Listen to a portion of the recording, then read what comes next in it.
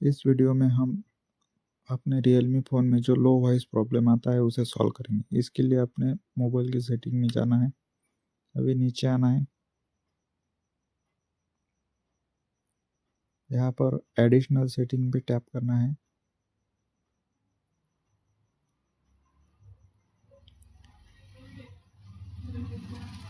इसके बाद नीचे आना है। यहाँ पर जो डेवलपर ऑप्शन दिख रहा है इस पे टैप करना है।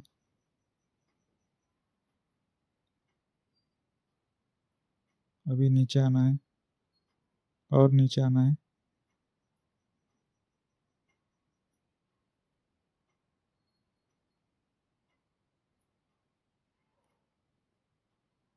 ये जो अनेबल एब्सोल्यूट वॉल्यूम ऑप्शन दिख रहा है इसे ऑन कर देना है।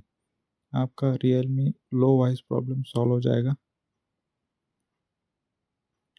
वीडियो पसंद आए तो लाइक और चैनल को सब्सक्राइब कर देना दोस्तों।